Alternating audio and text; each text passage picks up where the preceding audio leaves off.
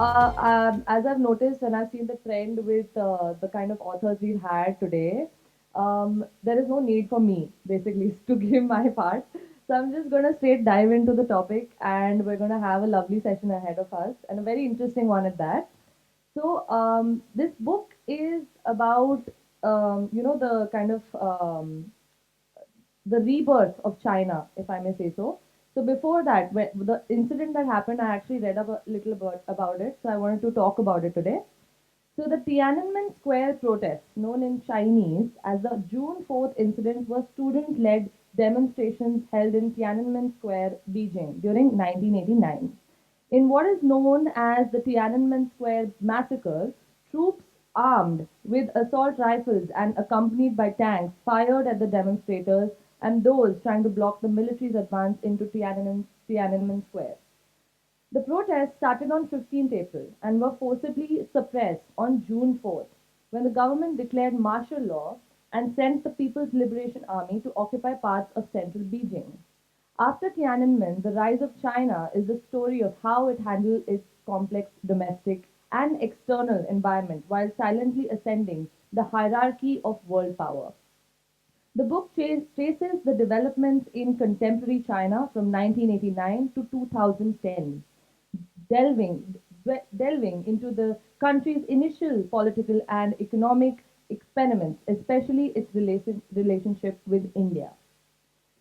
Now, let me move forward to introducing the moderator of the session, who is also an author and he already gave his piece today morning.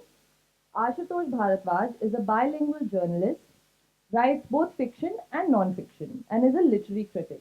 From 2011 to 2015, he lived in India's Red Corridor and made several trips thereafter, reporting on Maoist, on the state's atrocities, and on lives caught in the crossfire.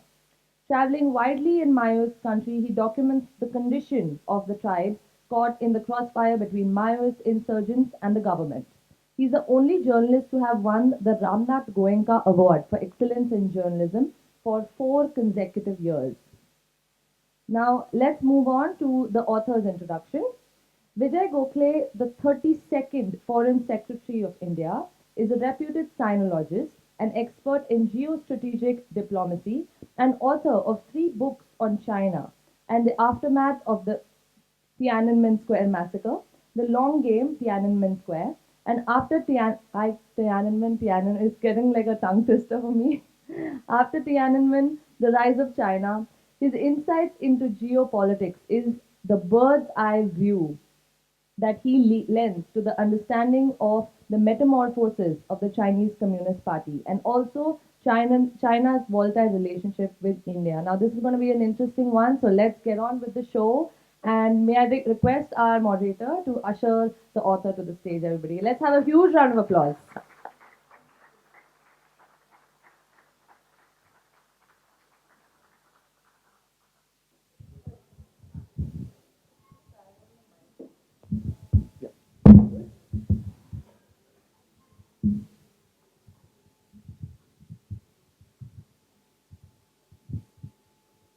The rise of China is perhaps the most consequential event in the 21st century global politics.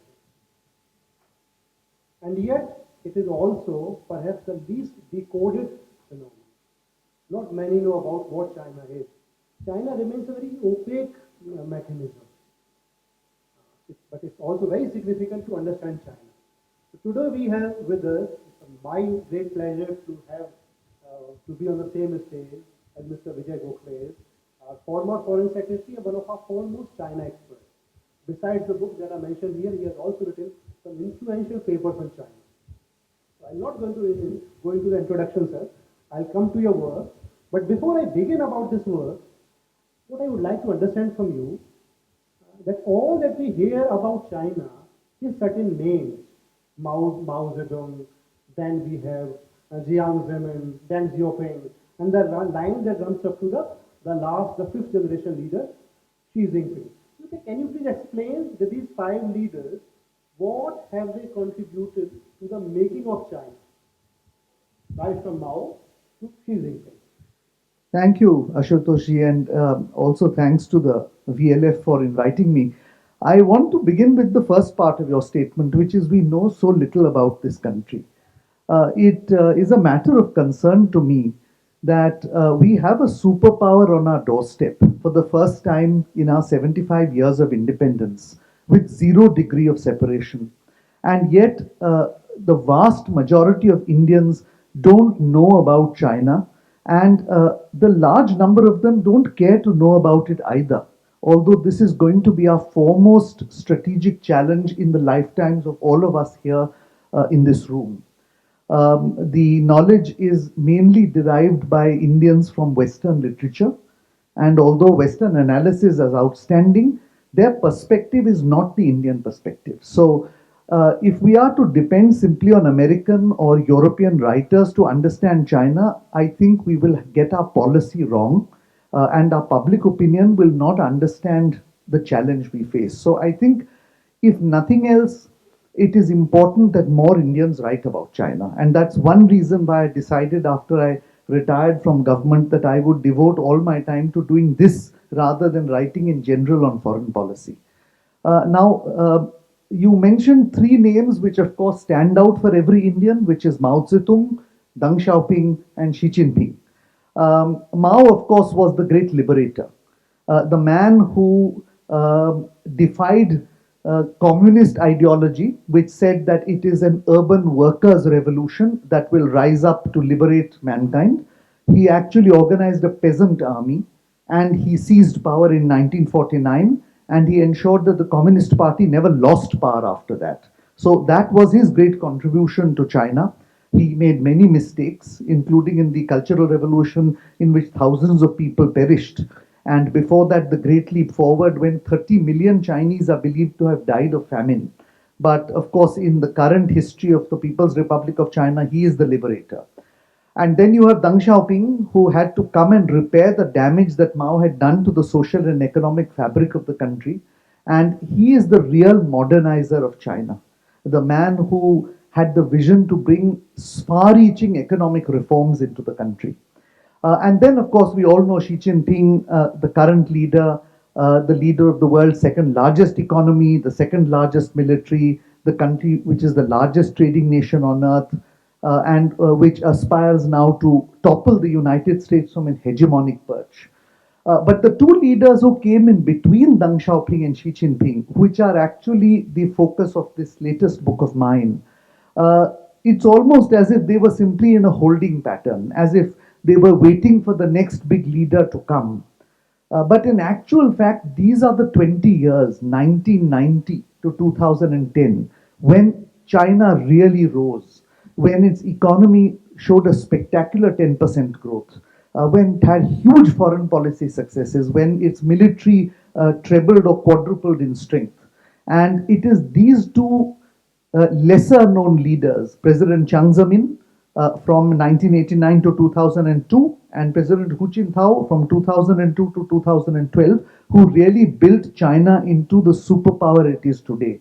And if we don't understand what was achieved at that time, why China grew so greatly, we really won't have an understanding, because it's interesting that in 1990, India's GDP was equal to China's.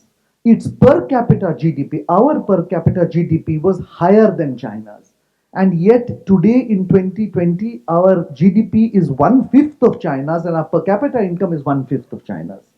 Now, it's very easy to say that all these people were dictators and that they could do things which you couldn't in a democracy. But that's not the real truth. That is, we are fooling ourselves.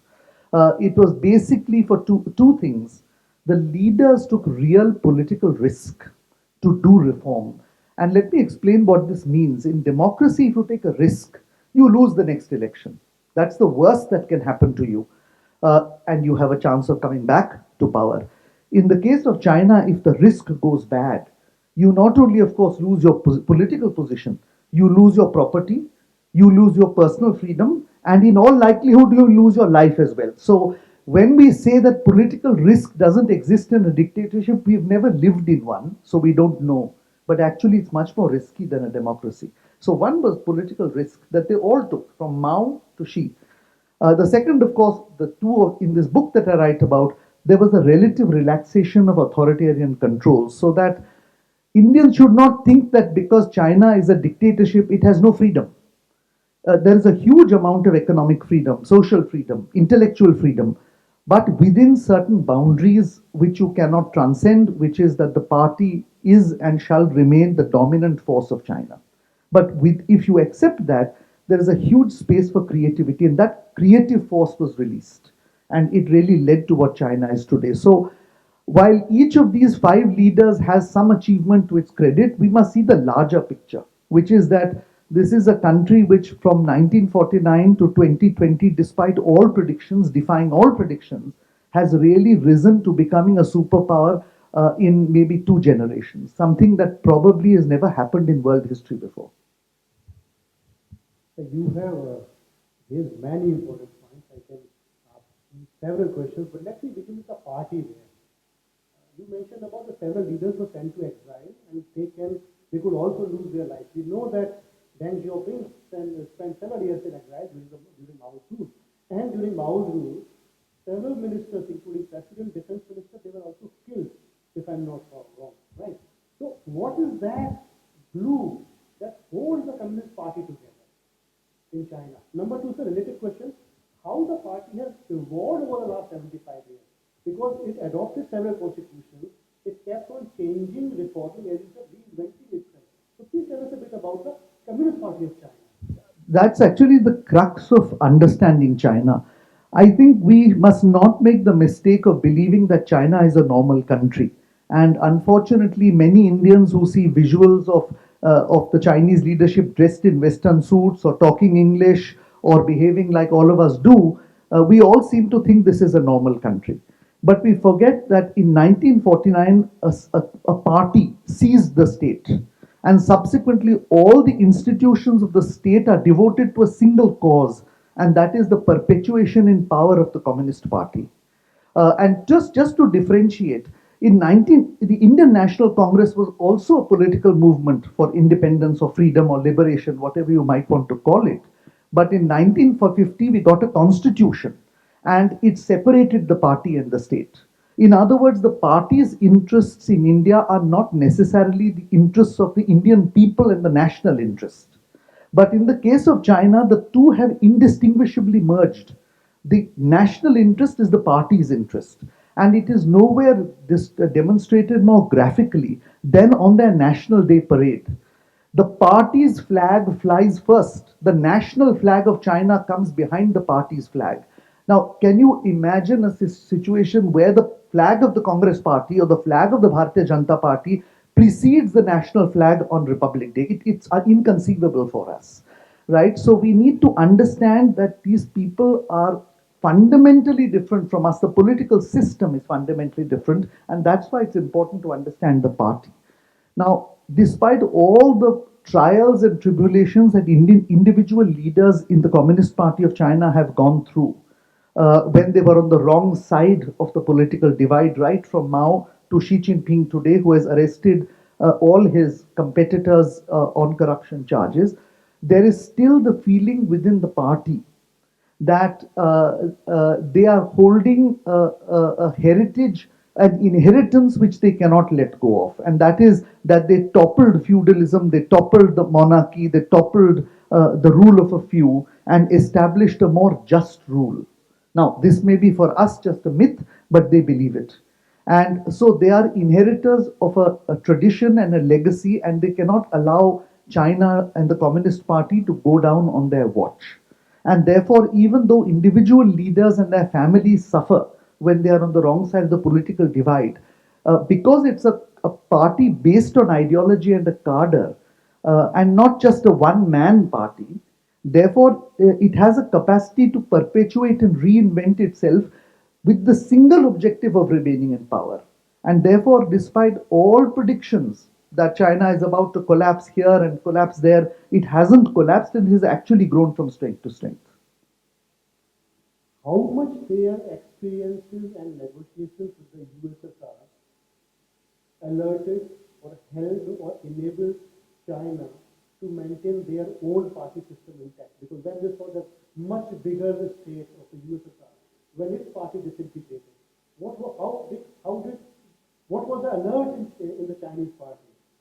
Yeah, actually, that's a very interesting question, Ashutosh ji, because the Tiananmen incident of 1989 is a seminal event of Chinese, contemporary Chinese politics. You don't understand what happened in 1989, you cannot understand China today.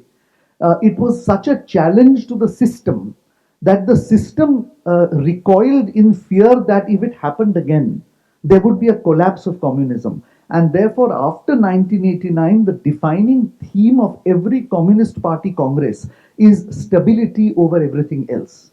Without stability, the party cannot survive and the party cannot rule. So stability is extremely crucial for the Chinese Communist Party. Now, in 2013, when Xi Jinping took over, he was deeply concerned because the economic reforms had serious downsides. There was a diffusion of power. It had flown out of one man or a few men to a much larger group of people. There was rising corruption as China became more and more prosperous. There were growing factions within the party, and the military and the internal security services had almost become laws unto themselves. And he therefore gave a secret speech within 2 months of taking over as to why the Soviet Union had disintegrated. And the message he gave to his own party was that it had disintegrated because it had denied the historical achievements of its own party in previous years. So he said that Stalin had built the Soviet Union, but Khrushchev had criticized him. Khrushchev himself had faced down the Americans in the Cold War, but Brezhnev had criticized him. And therefore, there was total ideological confusion in the party because they didn't know which leader and which ideology to follow. And ultimately, that weakening of the ideology led to the collapse of the Soviet Union. He used the words historical nihilism or the denial of the party's own history. And therefore, he stopped any historical discussion Chinese Communist Party. It is today treasonous under law to discuss Mao or Deng or anybody else and their mistakes beyond what the party has already admitted are certain mistakes that Mao made during the Great Leap Forward and the Cultural Revolution. Because he said if we start tampering with history, then somebody is going to question why the Communist Party needs to be in power when it has made so many mistakes. So that's why it's important for us to understand why the collapse of the Soviet Union and why the Tiananmen incidents are so crucial to the party remaining in power. You are suggesting that during Deng's rule, for instance, when a large part of the cultural revolution was being invalidated, being reformed, we see the Gang of Four being persecuted at all. After 1989, suddenly the Chinese Communist Party realized that no, they have to close their ranks. Right? Yes. It comes up. Yes, yes. So I have one more related question here, sir. How much of China's rise can we owe to the post-Cold War world order? Because the Tiananmen incident occurs in the same year the Berlin Wall falls. So, how much China is product of the changing world order? The Chinese use the Western-led world order so brilliantly and in such a subtle fashion that China rose silently through international ranks and it was only when they posed a real threat to the dominance of the West that the West realized they had actually created an adversary. And they did this because there was a speech that Deng Xiaoping gave to his party. It was a very secret speech which subsequently became public after many years, where he said, our enemy is the United States. But we need them to develop our economy. Therefore, we must pretend that they are our friends and we should use their money and their technology to develop. And they set about doing this in a single minded fashion between 1989 and 2010. And if it meant bending to the American or the Western will on certain issues, including human rights, including criticism of their rule of law and single party rule, they took the rap on the knuckles. They never showed any kind of resentment to any kind of criticism. And I have a brief chapter in this book where I compare the way in which India and China behaved at that time. So, for instance, if a foreign investor was critical of Indian policy, the Indian leadership would bridle at that thought. They would get extremely upset that the CEO of the Hewlett Packard or Siemens of Germany was criticizing us. The Chinese leadership would call the CEOs and tell them what is wrong in my country. Can you tell me? When there was a problem in the state of Jammu and Kashmir and there was criticism internationally, we would go ballistic with the West. The Chinese would take the rap on the knuckles. They had no intention of accepting Western lecturing on this, but they needed the Western money. So they would sort of give a nod publicly and they would quietly pocket the money, whereas we just stood on principle all the time and we never actually used the West for our economic development. And the Chinese did it so subtly and so cleverly, allowing the West to believe that if they agreed to fund China's rise, China would eventually become like them. They had actually never any intention of that, and that was clear from Deng's speeches and the speeches of the successive leaders. But the West also internalized this whole process. That's why I got this phrase in my book that the Western world were handmaidens to China's rise. And ultimately, it, in a sense, it is, as they say, the Hindi saying, Astin ka saap. I mean, they kept feeding the snake milk until the snake became so big that they can't do anything about it now. So it's a tremendous achievement of Chinese diplomacy, and we have to recognize that these are a very clever bunch of people, highly educated, very talented. The party itself dynamic, not static like the Soviet Communist Party, allowing new leaders to come up, allowing new classes of people to enter the leadership, because there is a view that if it doesn't move forward, the party will eventually disappear. So it's in a sense the system itself generates. It's a self-generating system, and it's quite a remarkable set of achievements that they've made. Now they're making mistakes and some serious ones, but that's not the subject of this book. That's the subject of my next one. The Chinese literally hoodwinked the West. What was the time when the penny dropped? When they came to realize, oh, this is what China has been doing to us all along. So I think the penny dropped both ways with the global financial crisis. I think the penny dropped with the United States realizing that China actually was competing with them and, in a sense, trying to push the US out of Asia. The United States had been the dominant power in Asia after 1945, and they considered themselves a resident power even though they did not have territory on the Asian mainland. And they found the Chinese then pushing them or trying to push them out of Asia to become the dominant power. And they realized that China was not going to be the words they liked to use, which is responsible stakeholder in a Western led liberal order. But equally, the penny dropped in China. The Chinese also realized that however rich they became, however powerful they became, however much they grew their GDP, the white man was not going to accept them on the top table. The white man was still going to determine that the fate of the world, would not accept a yellow man there. And therefore, the Chinese decided that this was the time to move out of the policy of Deng Xiaoping, which is hide your capabilities and bide your time, and assert yourself, because if you don't assert yourself, you are never going to become respected in the rest of the world, and in a sense topple the United States from its global perch as the hegemon of the world. That is the Chinese ambition. The Chinese see themselves as a major civilization through history, and therefore they say that we are only taking back what was ours. It's not as if we are taking somebody else's place. And they realized that the Americans were going to stop them, and therefore, if you can't join the Americans, then you might as well beat them. That's what they're doing, or they're trying to do.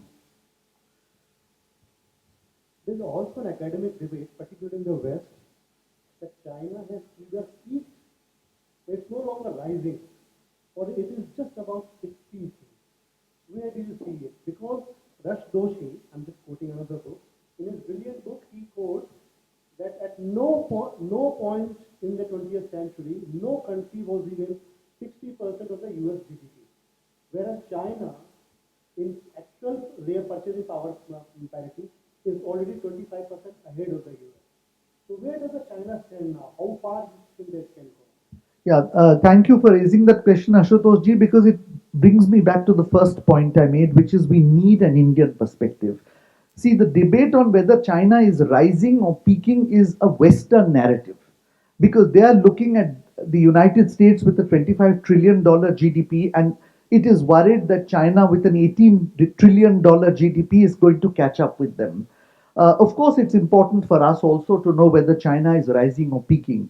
But frankly, more important for us is to understand that even if they peak at $18 trillion, they are 6 times the size of our economy. We have a formidable problem on our hand. So let's not get diverted with what the Americans are concerned with. They can talk about a peaking or a rising China. As far as we are concerned, we have to talk about a risen China, and we have to find out how we can compete in a manner which does not disadvantage us in the next 20 years until our GDP at least comes close to their GDP. Or I don't think in 20 years we can overtake their GDP unless we go at a phenomenal rate of 10 to 12% a year for every year for 20 years. Doesn't seem possible today to me, could happen tomorrow. But what certainly will happen is the GDP gap will close in the next 20 years. But until that happens, we have a formidable adversary to our north, an adversary who is determined that India must fail. And the reason for this is we are an ideological challenge to the Communist Party. How do you allow a neighboring country to exist which is as big? We are as big as China. We have more of a population than China. We are as underdeveloped or developing as China. We are more complex ethnically, religiously, and linguistically. Yet we elect a leader every 5 years. How do they explain to their own people? So you have to fail. If you succeed, they have a problem. And that's what we should be worried about, not whether China is peaking or rising. At least that's my view. So I'll now come to India. You have been saying, not just here, but earlier as well, we should be having a scholarship with Indian perspective on China. What do you mean by that? Please specify how is it going to be, how can it be different from the Western scholarship? Number one. Number two, very fundamental question. Why does China distrust India? I mean, we are not its enemy. India, as far as I know, we do not project as even a remote competitor to China. What is the reason for this fundamental difference? There is a fundamental difference in approach that the two countries have had in foreign policy, and it derives from our own national movements, in a sense, right? The Indian National Congress, which was the principal political movement for independence, was it fundamentally operated on the premise that you could not defeat the imperial power by force. You could not overthrow British rule in India. And therefore, not only did we adopt ahimsa or non-violence or civil disobedience to challenge the British Raj, but we also decided a sustainable way was to negotiate the exit of the British from India. And that's what we did, basically, right? The Chinese national movement was fundamentally different. It was predicated on the premise that the overthrow by force of the regime was the only way that they could gain power, and that negotiation was therefore a delaying tactic. And it was not intended to achieve any sustainable situation. You could not negotiate the removal of Chiang Kai shek from power. You had to overthrow him by force. So we came to our own as free nations, or as China calls it, it liberated itself. We, of course, became free with very different approaches to foreign policy. And that has continued. So that was one source of a misperception by us of them. We thought they were like us, a country that had been partially colonized, wanting to be free, willing to join India in redefining a post Second World War Asia where India and China would partner and shape Asia together. They had no such thought. They believed they were the only victors of the Second World War in Asia. After all, they were allies of the United States and Britain. Who was India? India was a slave nation. And therefore, in their view, if anybody was entitled to shape Asia, it was the Chinese, not the Indians. So that was one mistake. The second was, of course, they considered themselves as equal only to the Soviet Union and to the United States. So they looked at themselves as in a triangular balance of power: United States, Soviet Union, and China. They were the weakest of the three in the links, but that didn't matter. India was not an equal power. India was an adjunct power, to the extent that India allied with the United States as it did in the 50s, or the Soviet Union as it done in the 70s, it became a nuisance to be dealt with because you magnified the threat from those two powers to China. To the extent that you attempted to be neutral, they couldn't care less. They couldn't be bothered because they felt that on your own you couldn't do anything. On the other hand, we looked at China as central to our foreign policy, as essential for our non alignment. And therefore, you had a mismatch in perception, both in terms of on the power front. The Chinese felt that you simply didn't have the same power as them, and on the status front, you didn't even have the status of the Chinese. And this has been at the bottom of all problems in India-China relations. It is actually only in the last few years, and I would certainly say with this government, that there is a recognition that we have to give up this vision that China will ever be a partner for us because they don't wish to see you as a partner. They see you as a problem. And that therefore we have to do what it takes domestically, in terms of foreign policy, in terms of national security, to see that we deal with this country not as a potential partner, but as a potential adversary. Now, that's easier said than done, but at least the realization has come. So finally, we have realized the slogan of Hindi Chini Bhai Bhai, which was taught to us right since the 50s, that had no takers at all in China. That at the best invited some ridicules in China. Yes, it was not just Hindi Chini Bhai Bhai, but I think in the 2000s and up to 2015, it was replaced by Hindi Chini Bye Bye. Even that is a problem. The trade deficit is at 100 billion now. So I hope that this goes out of the window and we come to a more practical realization that we are dealing with a very different country. So you as a diplomat had dealt with China for over 3 decades. Can you share some of your personal experiences here, where and on the negotiating table, such mismatch suddenly came to the fore? If you would like to Yeah, share. no, I think that I mean, in another book I've written, which is The Long Game, How the Chinese Negotiate with India, I've actually taken 6 episodes right from the decision of the government of India to recognize China in December 1949. We were only the second country outside the socialist bloc to do so. And then the last incident is 2020 when we get Masood Azhar, who is the terrorist responsible for the Mumbai attack and other attacks, listed in the UN Security Council against the wishes of China. And it's a long journey on how India initially faltered and failed in the negotiations because we didn't understand the adversary we were dealing with, and how we have become better and better at it, so that eventually, despite every attempt by the Chinese to block Masood Azhar's listing, we were able to do so. The two critical mistakes that very often are made in dealing with China is to assume that silence on their part with regard to any proposal means acceptance of the proposal. It usually does. In the United Nations, for instance, there's something called a silent procedure, which means if there is a resolution floated and nobody says anything, it's an automatic assent. And that is true even if in India, for instance, if you're in a board meeting and the chairman of the board or even the prime minister says, "Is there anybody with a dissenting view?" and everybody keeps quiet, the head of the table concludes that you have all agreed. Fatal mistake with the Chinese. If you believe that keeping quiet is a concurrence or an acquiescence of your position, you are doomed to failure because it actually means they are not only not agreeing to it, they're probably working against it. So that's the first problem. The second problem is the victimhood complex. This is a wonderful thing the Chinese have developed. Apparently, everyone has victimized them. So it's not only the West, India has also victimized them because India then assumed the imperial mantle of the British Empire after the British left and started nibbling away at their territory. Now, the victim complex has played very well for them across the world, including in India for many years.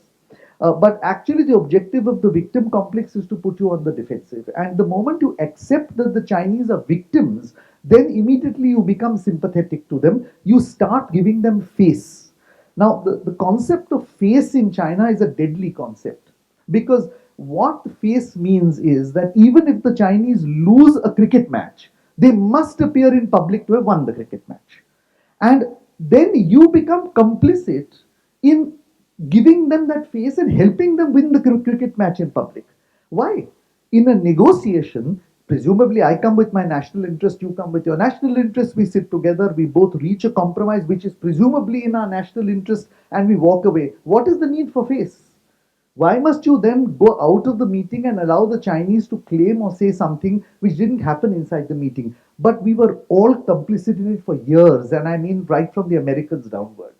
Because of this sense that I am a victim and now you have to help me explain to my people why I'm giving you a concession, right? And so these are two things one has to be extremely careful about when negotiating with the Chinese. I mean, there are a whole lot of other things one has to be careful about, which I've written in the last chapter of my book, but these are really two deadly sins, and we committed them again and again in the first 20 or 30 years of our independence. I think now we've pretty much realized that these are deadly sins and we don't commit them anymore. The victimhood complex then is also it's a shame, it's a mask they perfectly beautifully carry around them. It's not real. No, Do you believe in it? no, it is real in the sense that they were the world's the largest economy in 1800, and then because of the European powers having colonized them and done all the sorts of things they did, China became extremely weak economically. But that's true of us as well. And that's true of all of Asia, all of Africa, and all of Latin America. We don't carry it like a chip on our shoulders that the British did this to us, therefore we must poke Britain and every other Western country in the eye all the time. Of course, we don't ever forget what the British did. But you can't live in future or keep on telling your people that the British did this to you in 1947, now let's do this to the British now. Right? We don't teach our children that.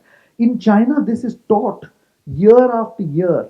Yeah, and the education syllabus is made such. Japan did so and so to us, we must do so and so to them. This is what the Europeans did to us, this is what we must do to them. This is what the Indians did to us, this is what we must do to them. And as a result, you have generations of Chinese coming up who don't know the truth, who think that they were the only victims of colonialism, that nobody else was colonized, that the worst things were done to the Chinese. Actually, the Chinese Empire was the only part of Asia, barring Thailand, which was only partially colonized. The rest of us, our entire existence was eliminated. No, in India, I mean, there was no such thing as any political rule by any Indian. It was only the British. We had all the empires were extinguished. All the kingdoms were just nominal. So we need to understand that the Chinese play on this myth, and for far too long we've allowed the Chinese to play. Not we. By we, I don't mean Indians. I mean the world in general. We became the unsuspecting actors in their explosion. Absolutely. When the 20th century was said to be of the US imported its ideas, and values to the world. Even when the USSR was at the top, it had been engaging with the world on multiple planes. Literature, ideas, ideology. What can the China offer to the world if the 21st century is to be of China? What does it have to offer? Yeah, that I think is a question which I'm often asked, and I'm asked with the intention of presumably you expecting me to tell you that it has nothing to offer the world. But let me tell you, for 90% of this world, other than the few big countries and the few neighbors, all of us who have problems, for the first time in 500 years, China has given the world an option not to take Western money, not to take Western technology, not to take Western equipment, most importantly, not to take the preconditions that the West puts on the rest of the world to maintain its dominance. You can't build this dam because there's an environmental problem. You can't resettle those people because there is a migration problem. You can't do A, you can't do B, you can't do C. All of it, of course, designed to maintain Western superiority. And we had no option. We had to go to the World Bank, the IMF, and to the Europeans and to the Americans for developmental assistance. And we had to accept their conditions. Today, you have a country which has both the money. In fact, last year, the Asian Infrastructure Investment Bank, which is the alternative to the World Bank, in which China has the largest share, India has the second largest, gave more loans than the World Bank, right? So China has the money, China has the technology, and China has the equipment to match the West. Why would I, as a small African or Asian or Latin American country, not like China? At the very least, it's a leverage to tell the West, you put conditions on me, I'll go to somebody else. At best, it's free money to win the next election because the debt consequence comes in my successor's term. as prime minister or president, right? So we have to understand that China is a hugely attractive proposition for the rest of the world. We must not buy into Western propaganda and sometimes our own propaganda that because we have a problem with the Chinese, the rest of the world has a problem with the Chinese. You hold a sort of straw poll today in the rest of the world. If push comes to shove, will you go behind India or China? And I guarantee you that China will get more than 50% of that vote because money speaks, power speaks, and the Chinese are willing to give. They don't look at political. Are you a dictator or a democracy? Are you violating human rights or not? They're looking at their self-interest. And if you tell the Chinese, but you're supporting a dictator, they will turn around and say, so who was Marcos? Who was Park Chung Hee? Who was Ziaul Haq? Who was Suharto? And what do you say to that? The Americans and the Europeans supported every dictator under the sun. So, what are the Chinese doing which is different? So, it's a very attractive proposition for the majority of the world. And we have to understand that. If we have to compete with it, we have to, first of all, grow our own economy and then show that democracy actually is a better way for development. And I think that's the path that India has now finally chosen. I think it's very clear to me that we are now sort of in all our developmental aid programs, in our neighborhood, we are demonstrating that you can develop with democracy. And I think that's a very powerful argument. The Chinese will try to disrupt it, but I think now probably the has left the Indian station. It may be very difficult now to disrupt that. I have one last question, please, then I'm open to the floor. Maybe I can. I'll just keep it. Yeah. Hello. We have extra time, so you can ask your question. We can then pass it on to the readers. When we have the questions, can we have the lights on? I can't see anybody. I have some questions. I'm reserving them. Hello, Go to the hello. audience.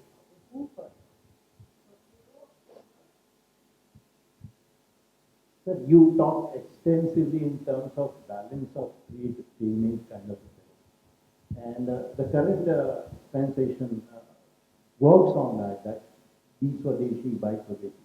But having been to China a couple of times to do certain things which we need, what I have seen is their focus.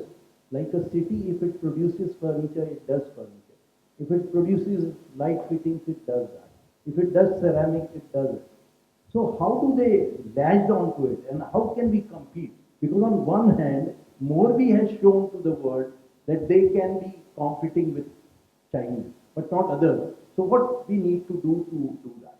But can I add something to it? There is an interesting scheme launched by the government called OTOP, one district, one product. So when you were saying that when you go to one district in China, you see all kinds of products being produced from that. So this is very strange that I'm able to draw that connection with OTOP. No, the basic answer is we are, of course, a democracy, but in terms of freedom to do business, the Chinese are still streets ahead of us. It is a capitalist system there.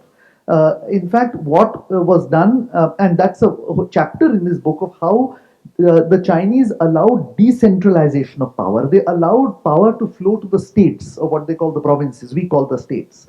And they gave the economic freedom to those states to take crucial decisions. And they allowed competition between states. This is an idea only this current prime minister has now talked of, what he calls of competitive federalism. China introduced the idea of competitive federalism 25 years ago. And as a result, and then they did some fundamental reforms, which we have still not done in India today. Hiring and firing of labor, of workers, is a norm in China. It's a problem in India today for any company with more than 100 workers to hire and fire, for instance. By the way, they also have an innovative system where the civil servants don't get promoted beyond a period of time. You couldn't hire and fire them because that would be a challenge to the system. But they had an innovative way. They told the civil servant, if you were no good after the age of 45, we'll pay you your salary. Please stay at home.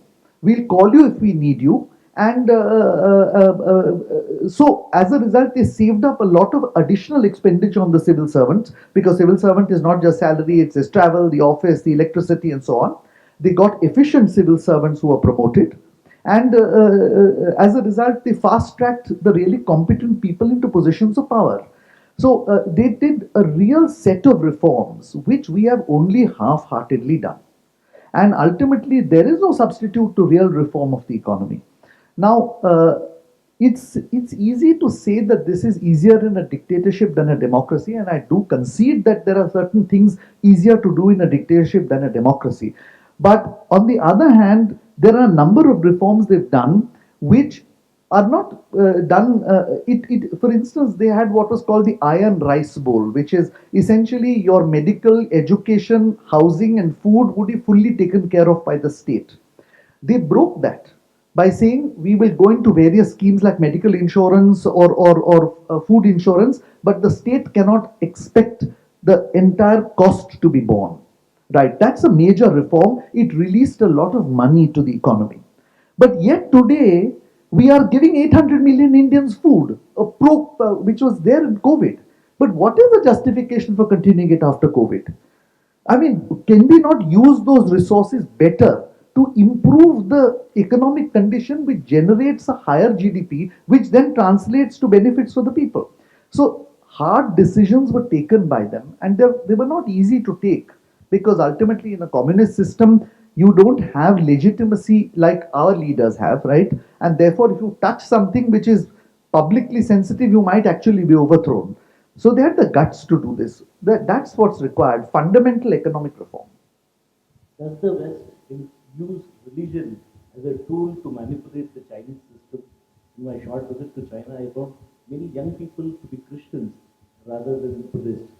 What is your take on this? The Christianity did not come to China with the communists. Christianity has played a major role in East Asia, in Korea, in Vietnam, where substantial populations have now converted to Christianity, in Japan, Taiwan, and of course parts of mainland China as well. But the fact of the matter is that for a generation or two, the Chinese themselves suppressed the practice of religion in China. And by doing this, they created the vacuum because ultimately all human beings, I presume, need something more than just food and money. They created the vacuum in which other religions, which had of a proselytizing nature, and I don't just mean Christianity, Islam as well, have made substantial inroads into China. Now, of course, I presume there may be an agenda behind it. There is an agenda behind, Western proselytization in India in the 19th century and earlier 20th century. But you can't blame the West for that. Part of it is you create the conditions for the problem, then somebody comes and creates a problem, you say, oh, you are creating the problem.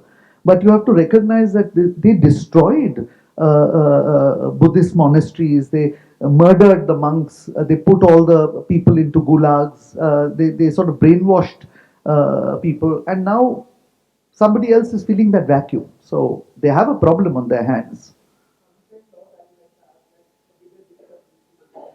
Sir, sorry to interrupt, but you have to wait for your turn.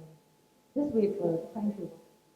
It's okay, you can continue after. Sir, how do you see the Chinese people looking into India? Do they buy into the Communist Party line completely, or do they have some view of India? I think they largely bind to the Communist Party line because they do see that they are better off today than the average Indian is. And they do recognize that this is because of what the Communist Party has done for them. And it is a materialistic civilization. The Chinese civilization through history is a materialistic one. It has given greater value to wealth than to intellectual ideas. That is the basis. That is a fundamental difference, no, between the two civilizations. I mean, if I were to explain very simply, because I get very upset when I hear Westerners saying India and China are Eastern civilizations. I think there could be no two civilizations so more fundamentally different than each other. And that's also something we must understand. They are not like us, right? So let me explain this. If there is a stream that is running through a valley and a huge boulder falls in that valley, the instinctive reaction of the Chinese, and I don't mean the Chinese communists, I mean the Chinese as a civilization, is to blow it out of the water. Because for them, order is the natural state of things and chaos is unnatural and must be dealt with. If it happens in India, the Indians will allow and find ways to go around the boulder. They will not dislodge that boulder. The river will go around it, the people will go around it. because Indian civilization is predicated on the basis that chaos is the natural existence. We can't control the universe, and imposition of order is a constant effort by us, but ultimately it is chaos we have to adjust to. There is a very fundamental difference in the two civilizations, and if we don't understand that, we can't even understand China, and they can't understand us. And therefore, we have to. That's why an Indian perspective is important, because as far as the West is concerned, we are both Eastern civilizations. Sir. So the Chinese government doesn't really recognize Arunachal Pradesh as one of India's states. Similar is the case with Kashmir, where the famous stapled visa case created a lot of news. But on the contrary, we continue to recognize the one China policy. Despite of Congress government or BJP government, nobody is willing to compromise India's stand on one China policy. So what's your take? Okay, that's the reason why we don't read our own history. Because we did not recognize China in 1949 on a whim or a fancy. There is extensive correspondence within the government of India, which is a matter of public record in the National Archives, open to any one of us, right? Where there is a debate in the government of India between our leaders, Prime Minister Nehru, Deputy Prime Minister Patel, Rajendra Prasad, Govind Vallabh Pant, a whole host of leaders and a whole host of civil servants at that time, Sir Girija Shankar Bajpai, N.R. Pillai, K.P.S. Menon, as to whether we should do it or not. It was a debate over 18 months from June 1948 to October 1949. And ultimately, it was the conclusion of the government of India that the Republic of China, the government of Chiang Kai shek, was an expiring government, and that the communists were in complete control of that territory, and that there was no possibility whatsoever of Chiang Kai shek ever regaining power, either with or without American assistance. And ultimately, Nehru and his cabinet felt that it made no sense to support a government which was exiled to an island when you had a neighbor which you had to deal with, and that an early recognition of that country may have been beneficial when you had a problem with that country in a number of areas. To that extent, the decision on recognizing the People's Republic of China, I believe, showed great strategic vision. The problem was the tactics were poor. When you give something, you ask for something back. And we never asked for something back. In return for recognizing sovereignty of China as vesting with the People's Republic of China, the basic thing we should have said is we should have demanded from the Chinese, you recognize Jammu and Kashmir as a sovereign part of India. And yet we did not do so. And if you read those records, there were civil servants and ministers, including Vallabhbhai Patel, who raised this issue, saying, why are we not asking for Jammu and Kashmir to be recognized? And Nehru said, no, it's in the United Nations, we can't do anything about it.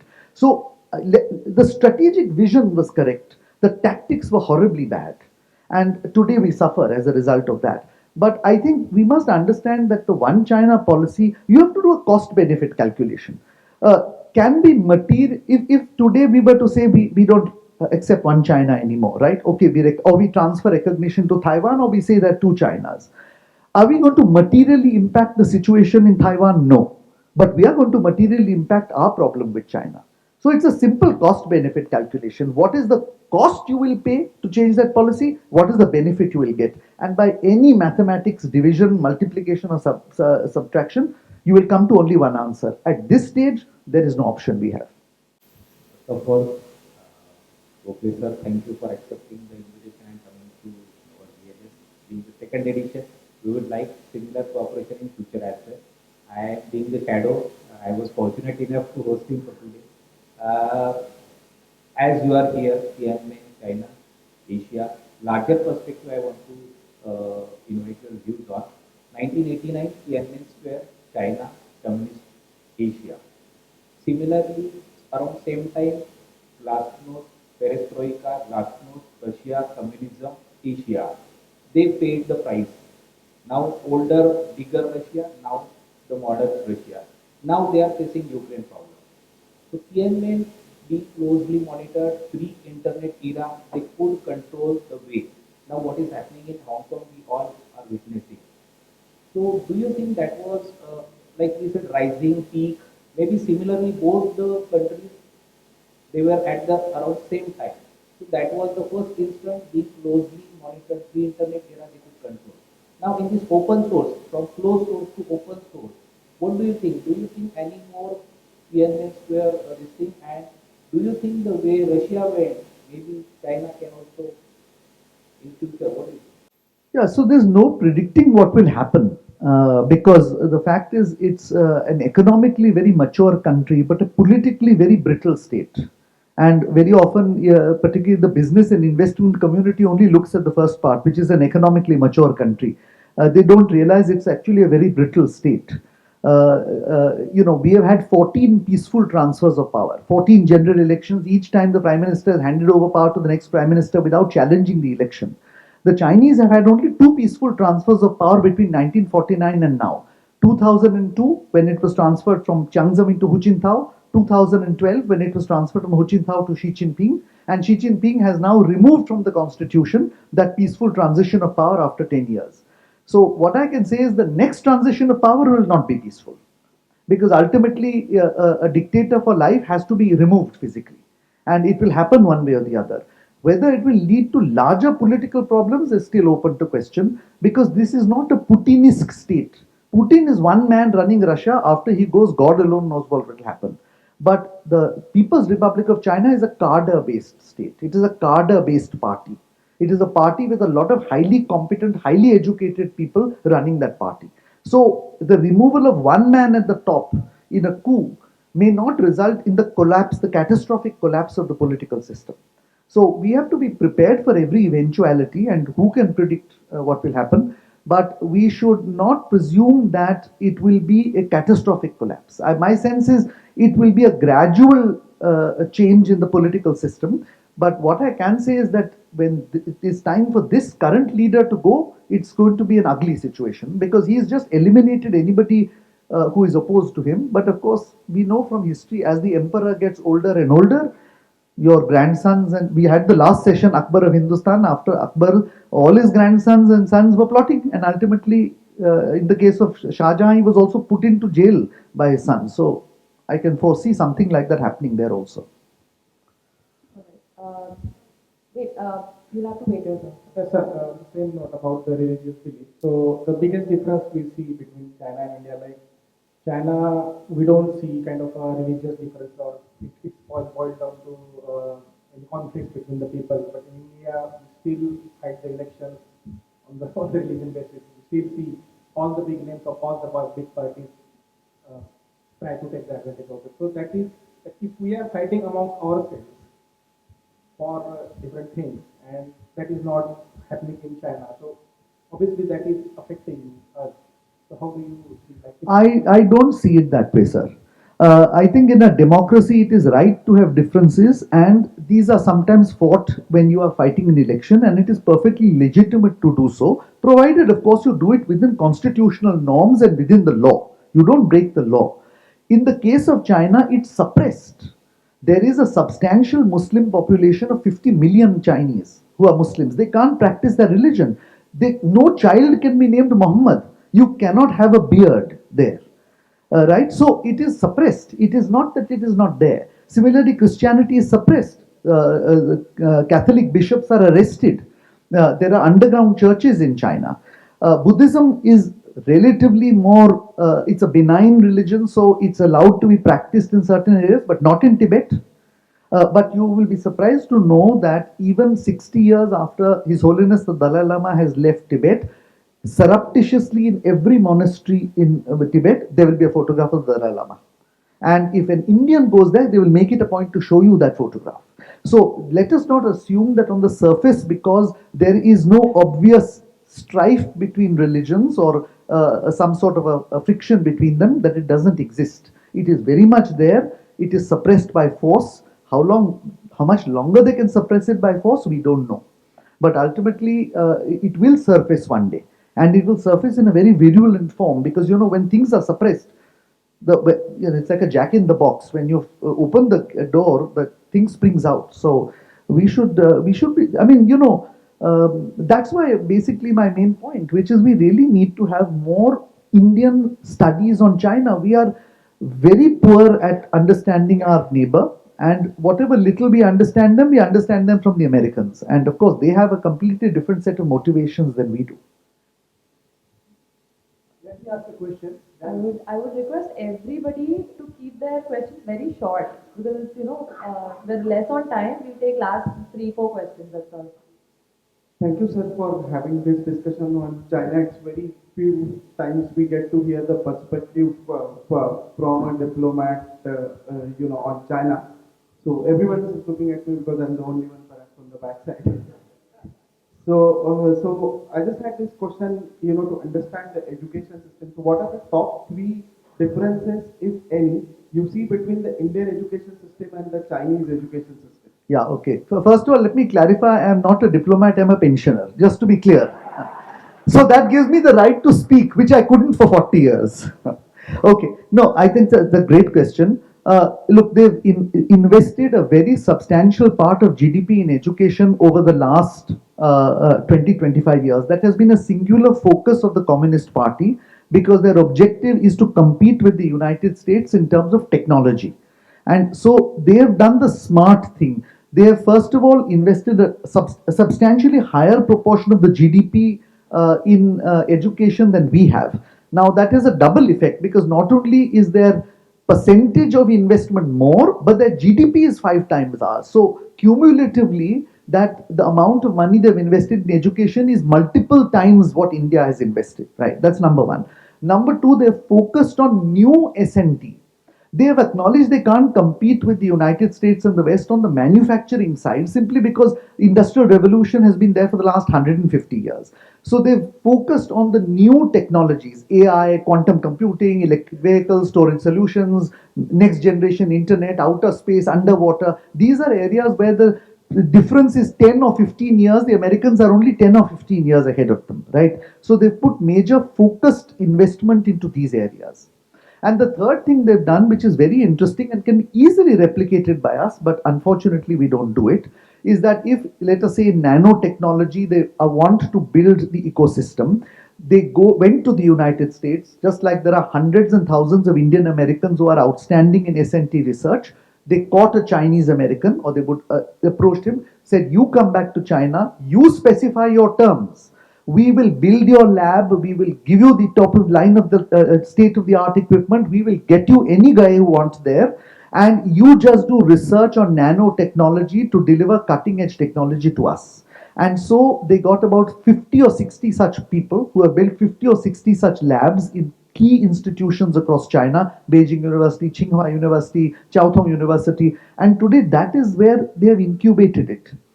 In our case, the same idea won't work because some civil servant will write on the file, why should he get 50 lakhs when I get only 5 lakhs? Why can't we equate the head of the lab to a joint secretary in the government of India? Why can't he be located in the government polytechnic in Ranchi instead of IIT Mumbai? And 150 such questions which will completely frustrate our political leadership. So, there the civil service has aligned to the political leadership. I'm not saying that's a good thing, by the way. I'm simply saying that's how the system works there. In our system, we are a democratic system. The civil service is not aligned to the political leadership and very often works against it.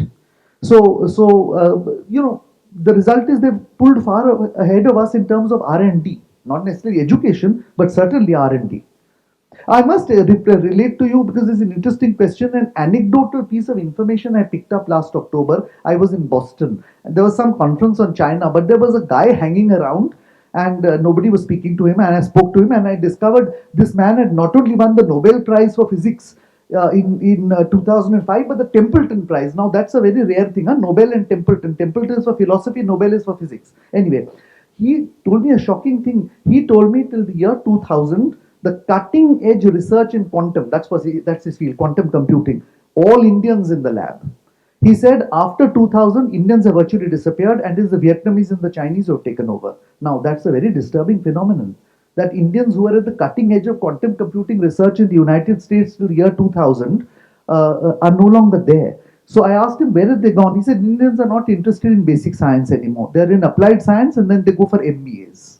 That tells you the answer. Ashutosh, sir, you have a question?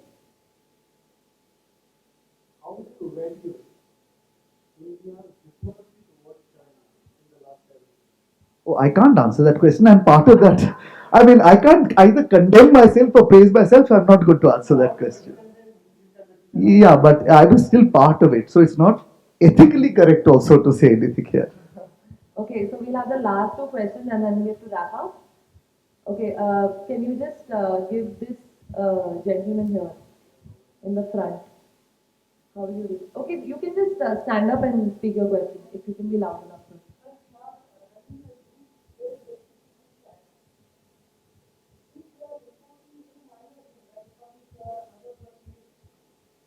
Then diodes or electrical connections and all that.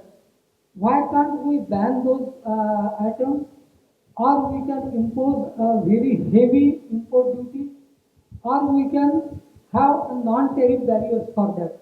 Why we are not doing that?